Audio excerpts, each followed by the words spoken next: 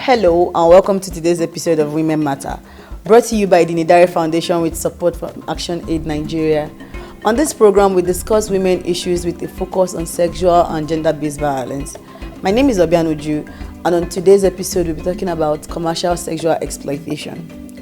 Commercial sexual exploitation is a form of human trafficking that involves the recruitment, transportation, transfer, harboring and receipt of women and girls through coercive or manipulative means for the purpose of sexual exploitation.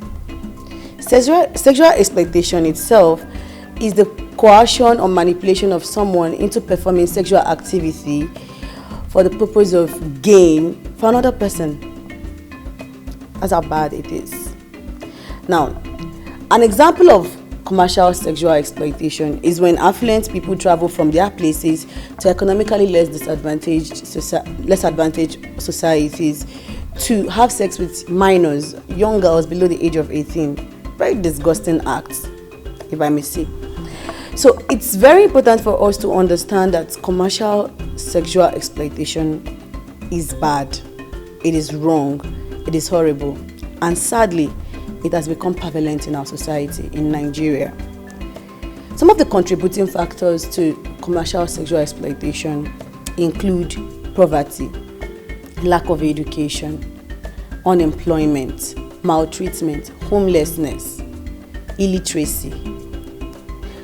You see, with the way Nigeria is going, with the high level of unemployment, the decline in education and access to education for young girls, with the level of illiteracy, the level of poverty that we see happening, homelessness in Nigeria, these are why young girls are being lured and manipulated into joining or into sexual slavery with the promise of a good life and a better future.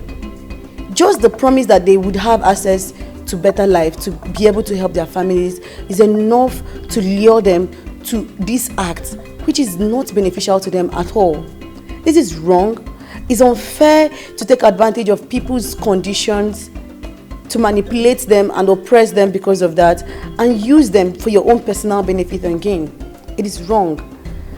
You find out that sexual exploitation of minors and sexual trafficking do not just affect the people who are the direct victims. It also affects the society, because these people turn out to become burden to society because of the problems that come with sexual exploitation. Some of these problems include physical and sexual abuse. It includes maltreatment. It also includes social isolation, anxiety, fear, shame, guilt, victimization, depression. These people become unable to contribute to the society or to the economy. So they become a burden on the society. This is why it is very important for us to curb and end sexual trafficking and sexual exploitation of people, of young women and girls. It is wrong, it's unfair, it's a degradation of these people, it's a violation of their rights and the violation of their personhood. It's unfair in every way you think about it. And it's our duty, our collective responsibility to end this. We have to understand that the problem that comes with sexual exploitation and commercialization of human bodies by these evil bosses and madams is lasting. It does not just end here. It affects them psychologically and physically too. When we understand the depth of this problem, then we would better appreciate the reason why we all need to work together to end this challenge in our society. Now, do you know anyone who is at the danger of being trafficked? Are you yourself in fear, or you feel that you are going to be trafficked soon? Do you know someone who is in the business of trafficking people for sexual exploitation?